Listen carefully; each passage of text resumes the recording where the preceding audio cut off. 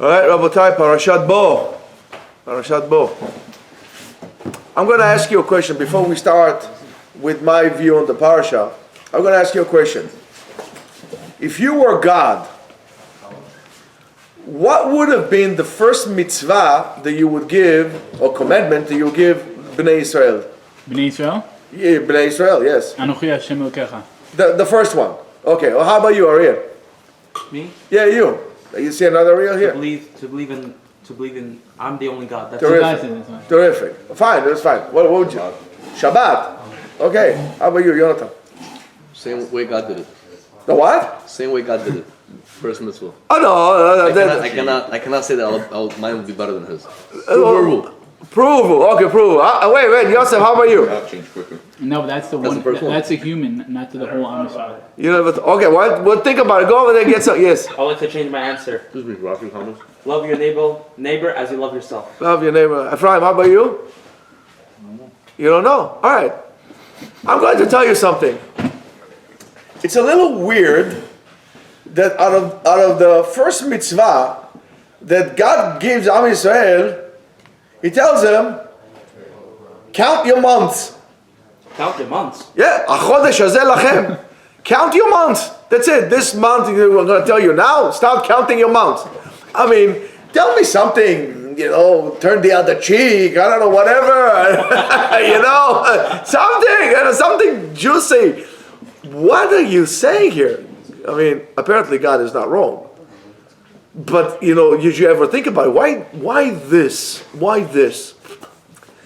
So, in this concept of the month, counting a new month,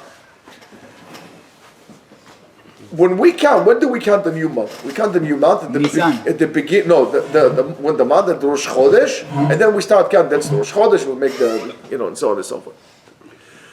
I'm going to call this a new concept. God is trying to introduce to us here a new concept. And the concept is renewal as an existential choice. Renewal as an existential choice. The Sfat Emet emphasizes the renewal is not an automatic thing. It's not something that happens automatic. The world, we say, Mechadesh betuvo b'chol yom ma'aseh bereshit, every day renews itself, right? That's the world. That's the world. But mankind, and especially Am Yisrael, is asked to choose to see renewal as something that they are responsible and to be a part of it. Because he says, Achodesh hazeh lachem, now you're going to be in charge of the renewal of the months. And in a way, this is the deep idea behind that commandment/gift, in a way. It's basically, I'm going to tell you this, it's not just a mitzvah, it's basically a bracha, a blessing of Achodesh hazeh lachem. It's not just determining the calendar, the new calendar, and so on and so forth, but also here God is giving Am Yisrael, passing on a responsibility that is going to be your responsibility. Achodesh hazeh lachem. From now on, you are responsible for that.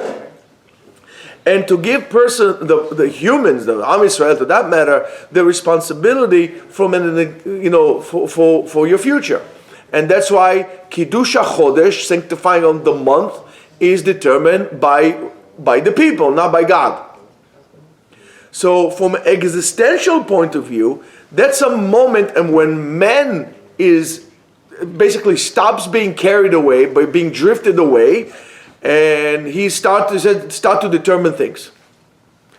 In exile, what we call galut, which we are all in, the Sfat Emet says the power of renewal is lacking, is not as strong, is weakened. In other words, when a person is in galut, in exile, now of course, galut, as I told you many times, is not necessarily just a geographic place, it's also a mindset. When a person lives in galut, he lives on autopilot.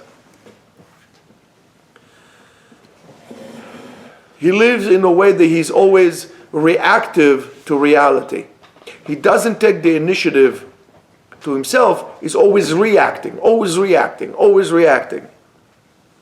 That is a stage of survival. When you are surviving, right? This is basically the power of, or the bad power, or the good power, depends how you use it, of habit. I'm used to it, I don't want to change the status quo. And you see it so many times, especially in our times today, when you see that there is an uprise of anti-Semitism, and automatically we go, okay, let's not change anything. We're always reacting. We don't take an initiative. The Geulah starts, redemption starts when there is an ability is awakened, or is being born, or being awakened to say, where can I start anew? I need to start again. This is not working. This time, you know what? I'm going to cut my losses, and I'm starting new. Just like as you would do, by the way, when you are, let's say, investing in anything, you don't wait until you are completely broke. At a certain point, you say, you know what, I see the decline, I'm going to cut my losses, and I'm going to invest somewhere else, in a different industry, in a different way, to go from here. But this is not working.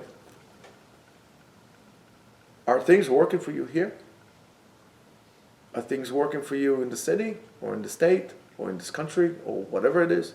You always need to evaluate. Don't wait for somebody else to fix things for you. Got to take the initiative yourself. You got to roll your sleeves, roll in the mud, and you got to fix it yourself. And this is what a free person does. A slave always wants his master to work, to do things for him.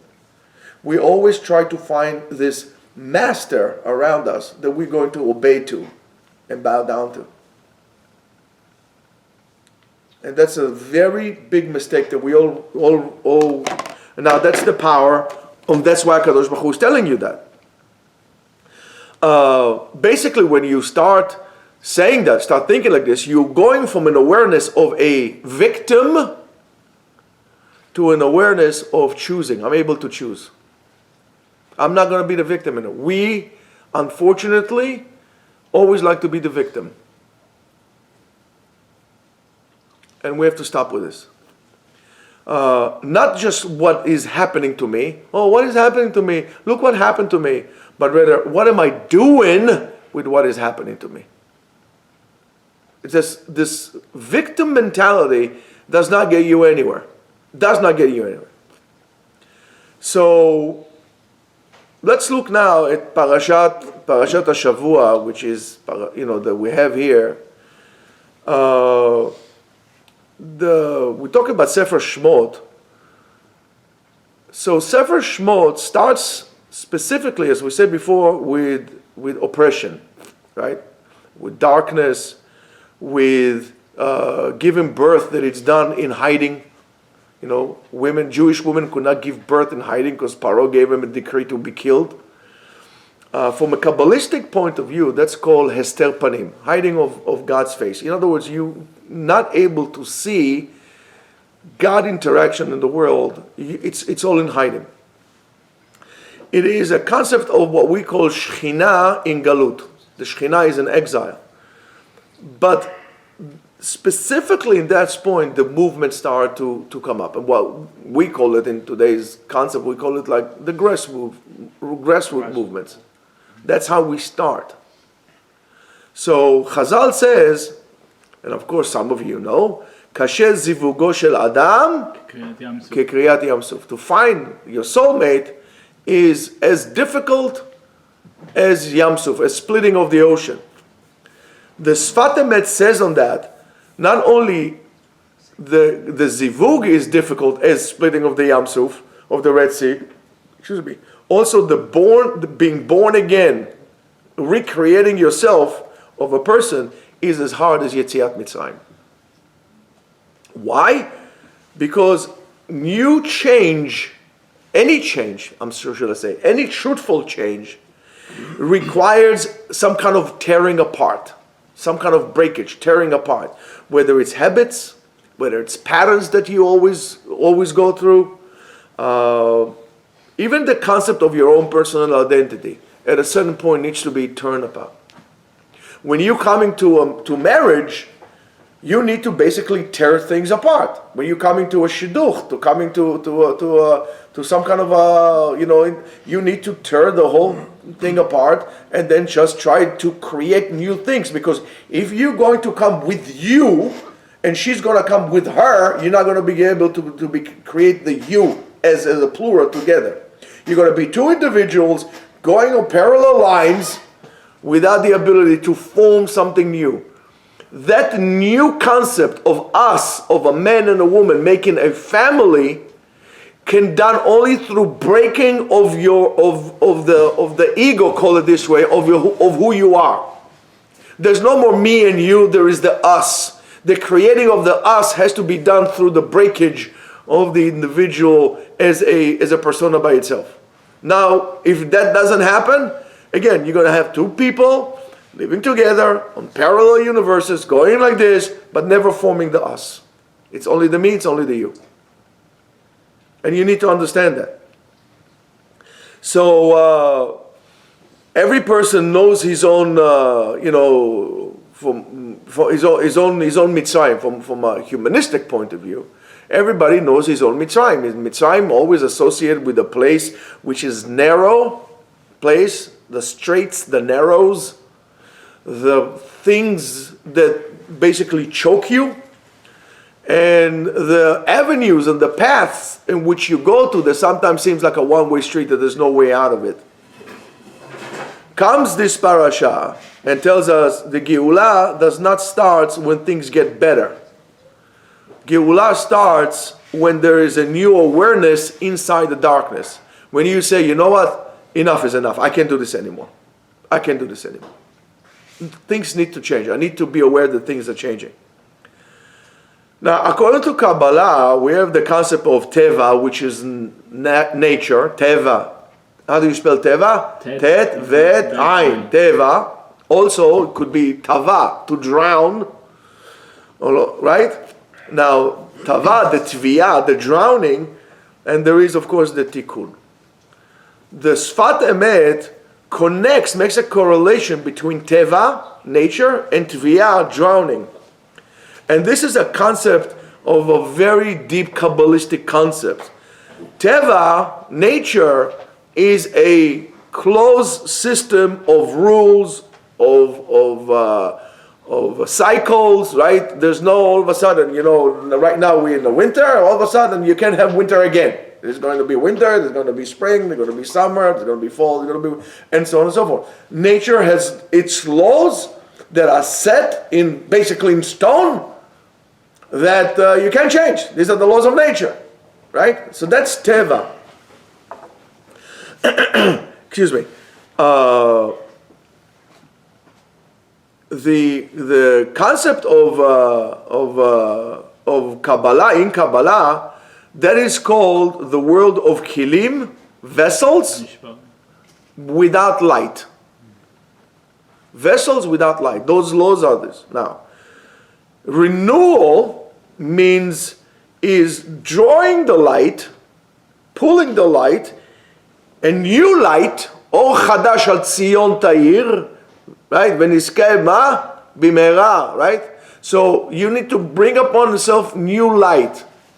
Or Chadash, new light. In other words, we need to throw away those habits and the mindset that we had that did not work for us. And they don't work for us. And how are we going to do so? We're going to draw it down. We need to bring this into the new light into the old vessels. Of course, this is dangerous. It's a dangerous thing because if you don't do it appropriately, what happened to the vessels? The vessel shatters. That's exactly it. You got to do it appropriately. You got to do it right. Paro is afraid of that. Paro is afraid, and Paro says, Pen yirbeh. He might be multiplying. It's going to multiply. Now, what is going to be multiplying? The extra light, the ribui, the extra light. He doesn't want to change. Why he doesn't want to change? Because change for Paro means losing control. He's going to, right now he's suffocating everybody. He suffocates Mitzrayim, he holds it like this. He does not want to have any change. It's all about control. A person that doesn't want to change is a person that is afraid of losing control. He's basically a control freak. So, comes the Mitzvat HaChodesh, this commandment of calling upon the new month, which is basically the tikkun of time itself, fixing time itself. In Kabbalah, you have to know that time is also a vessel. Time is a vessel, and when Am Yisrael sanctifies the new month, they're basically fixing the vessel. They're blessing the new, not the new month, they're blessing the cycle which will come in. Right? And therefore, what they do so, when they fix the time, they're opening this cycle, this vessel, into a new light. Now, excuse me. Because of that, you understand why Maran Bet Yosef says to the Sfaradim, the Ashkenazim says, the Ramah writes that because there is cloudy days and so on and so forth, you could do so even after the third day of the month. Maran says no, you have to do it when the moon is already shining a significant amount of light that you could see it. To actually see the light.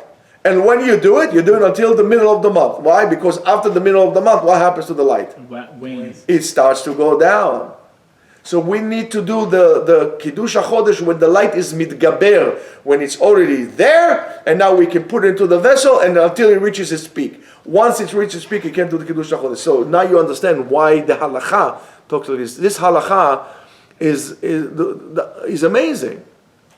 It's simply amazing. And next time you do Kiddush HaChodesh, you'll be able to do it right. I mean, I don't know if we'll be able to do it this Shabbat. Because it's going to be a nice storm out there. I think on Shabbat it's going to be a storm, right? No, Sunday. Oh, maybe HaKadosh Baruch Hu will chesed with us. We'll be able to do it on Shabbat. So, Mitzvat HaChodesh, as I said, comes to fix that kli. The kli is the time, right? The vessel is time. But we need to sanctify time itself. That's why Kiddush, when we make Kiddush, how we call it? Zman. Right? Zman. We make Havdalah. That's considered to be Zman. So we are sanctifying the time. When do we also do another sanctification of the time? In a way, in Havdalah. The new week. That's why we make it on the course. That's why we do the Havdalah on the candle. So the candle of the light of the candle would bring that spiritual light into our actions on Shabbat, onto the next week. All these things are not just things that we do. They're very, very deep. So this is what we say. This is the first mitzvah. That's the first mitzvah. Why? Because without the fixing of the time, there is no place for the Torah to be. We need to fix the time. There's no wiser because there's no way for it to be revealed. And one of, I don't know your favorite, but one of those great thinkers, Rollo May, sees fear not an enemy, but rather a gate. And fear or anxiety is being created when the old stuff does not work anymore. And the Chodesh in this case was not really born, right?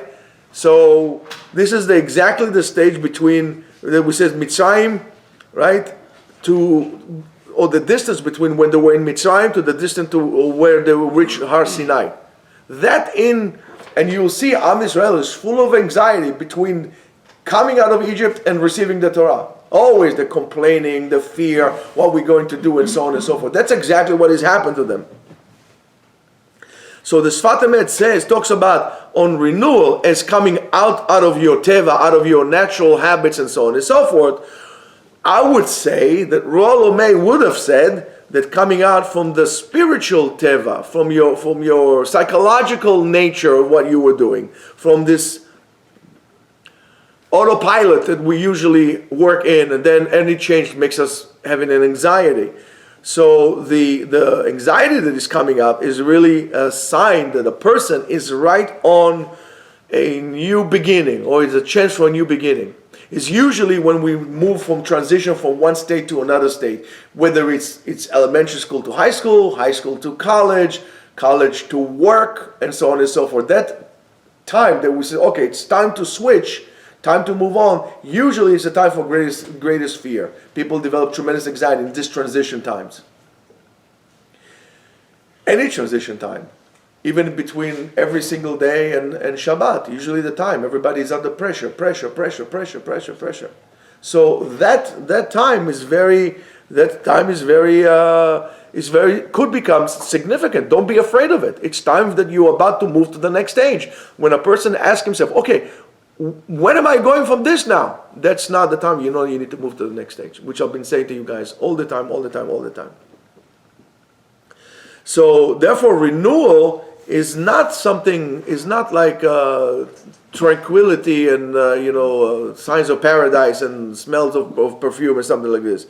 But when renewal comes, basically shakes you. It kind of pulls the carpet that you conveniently placed yourself under. It's like lifts it all up and you're falling down. That's renewal, kind of to wake up. So, whether you go to the desert, that basically the desert kind of shakes everything that you knew before. Now you have to become a nomad, right? So the desert does it, time does it to you as well. Because why? Because time starts new. All of a sudden, it's new. What happened to the old one? How I'm going to do it with the new one?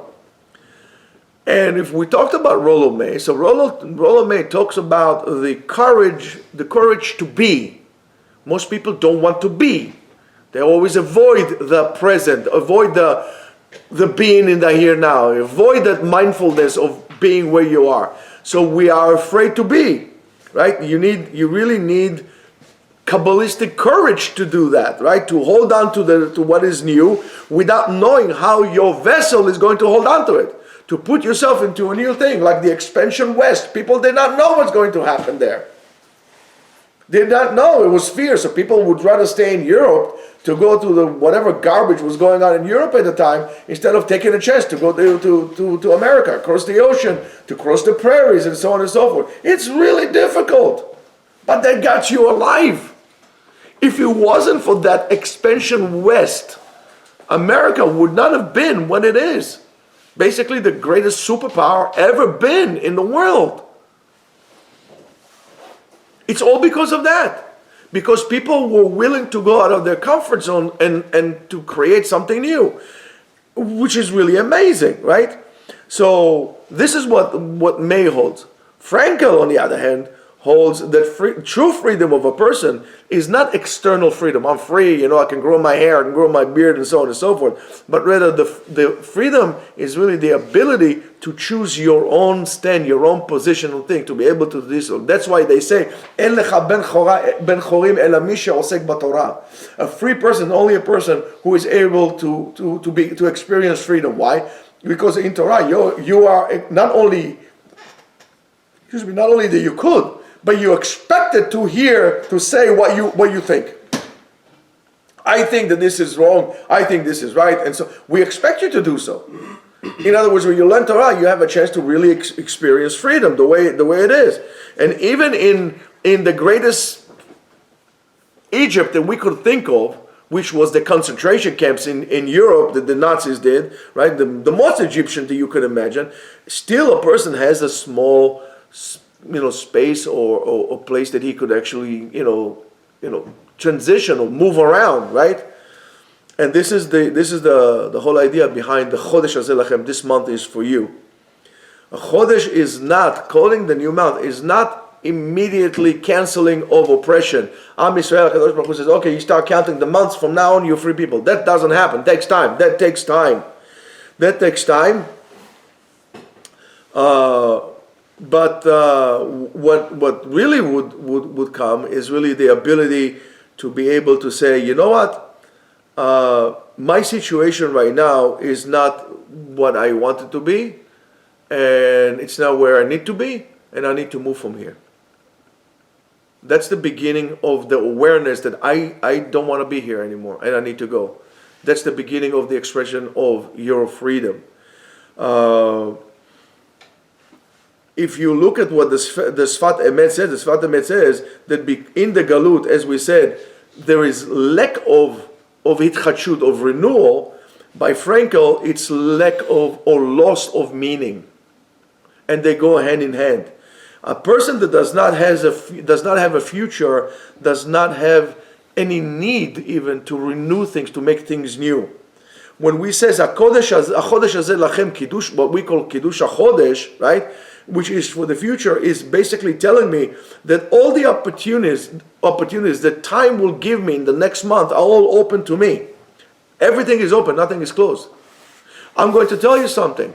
Look at this idea is so deeply rooted in Am Yisrael. Take the state like the state of Israel. So many little people there live. I mean, there's like maybe 7 million people live there. How many patents and new concept came up to the world from this place? This is so engraved in all of us. It's so not Jewish to stay Ashrei Yeshiva B'techa where you want to be. I don't want to do anything. I don't care what happens. Let me stay where it is. And look what happened in that place. What the people did to this country. How they made it flourish. Because it's the sense of meaning and renewal in it. We wanted to make new things. They grow fish in the desert. Show me another nation. I mean, China is ginormous. What did they do with this place? Nothing. Russia, what did they do with this? Making weapons and disaster? What did they do with this? Nothing. Doesn't China have factories? Excuse me? Doesn't China have factories? China has slaves. And all the ideas that China has, they steal it from somewhere else. They steal it from America, they steal it from Israel. It's all, China gets all the ideas from stealing from somewhere, anywhere else. They don't come up with anything new. They all steal everything. You have to think about that. So, in a Yetziat Mitzrayim, in a Frankel kind of perspective point of view, it's a moment where the nation of slaves gets a new perspective about life, a new horizon, which is a meaningful horizon. Without this, even physical freedom is not possible. You need to be able to start changing your mindset. You have to stop thinking, as I said to you before, like victims. You have to stop thinking like slaves. You gotta change, you gotta create things. It's your call, your time. Now, of course, we're going to talk about the 10, the number 10, which is very significant also in Parashat Yitro and so on and so forth. But here we have a different type of 10. So we have the 10 ma'amarot. What's 10 ma'amarot? That the world was created with? Well, how would you translate it into English? The 10 utterances? Very good, Idan, very good. So we have the 10 utterances, which is really the creation of external, that's the potential. And then we have the 10 makot, the 10 plagues that we are going through, dealing with for the past few weeks, which is really breaking of the husk, the klipot, and breaking all the lies and knots of control that we all are tied to. And then, of course, we have the 10 commandments. The 10 commandments will be creating the connection, which is speech, face to face. HaKadosh Baruch Hu talk to us face to face. In a human, words or concept, is before a person is able to hear a divine voice, he needs to have some kind of a shake-up. It needs to be shaken up. Something has to break. The makot, the plagues that they got in Egypt, is not just it's not a revenge. God is not revengeful. But they are basically a very aggressive cure of a system that is a sick system. And after every war that they had in Israel, the society in Israel became stronger and stronger and stronger, regardless what people are trying to do. Because of the sense of renewal. And so is to you also. If something difficult happens to you in your life, something shakes you to the core, use it as a building block to break away, like a snake, to break away your old skin and to create yourself anew. Sometimes, you need to know that even on your personal life, right, there's no renewal without breakage. Somebody breaks up with you, you lose someone, and so on and so forth. But the crisis, what we call the mashber, the crisis, is a stage, is not a destiny.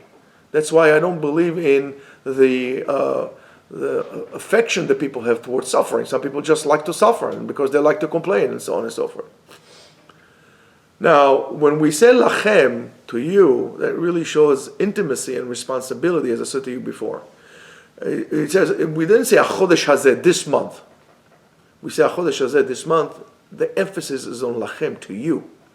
HaKadosh Baruch Hu says, listen, I'm giving you the keys to the gates of renewal, which is a very intimate relationship, almost like a very daring step to do, and from a Kabbalistic point of view, is going from a leadership of a conduct, to put it this way, of a surrounding life to an internal light. Right? I'm going to protect you, now you got to do things yourself. From an existential point of view, is a moment when a person stops blaming time, stop blaming everybody else. Because when you blame everybody else, you said the keys to my destiny exist in somebody else's. When you start to assume responsibility, he says, the keys to my happiness exist within my hands. It's all up to me. And stop blaming your, as I said, blaming your destiny or blaming, people and so on and so forth. Time is in your hands and you could sanctify it. You could sanctify your time, Kiddush HaChodesh, or you can drown in it and say, well, that's a natural thing. Well, that's my karma. That's a natural thing. I'm not giving up. Where are you going to go? How are you going? That's already up to you. Whatever happened, happened. How are you going to deal with it? That's already you. That's already you. So, if you have what we say we have emunah is like, basically when I say I'm a believing person, it means I'm a believing person. I'm willing to change. I'm willing to change. The Sfat Emet teaches us that emunah is not only emunah in external salvation, but rather in our ability that God gave us the keys to be able to change ourselves as people as well. So if you catch yourself, you say, well, what I'm doing is not the right thing, you know that you have the ability to change it, to basically agree to be a new man, a new person. It's a very dangerous path to go, because a person who is in renewal loses his certainty of the natural things to happen. But there are times in which you really need to dare to believe that the rules that you know are not ultimate. They could change, and life could change. If you thought that America could not change, well, wake up. It just had changed. If you thought that this thing that we're experiencing right now in the United States could never happen, that could happen. If you think that because the United States has a constitution, certain things could not happen, well, someday, God forbid, but someday might wake up and say, you know what, I abolished the Constitution. I'm not becoming a dictator. Now what? You need to always be able to, that nothing stays the same. Everything is changing all the time.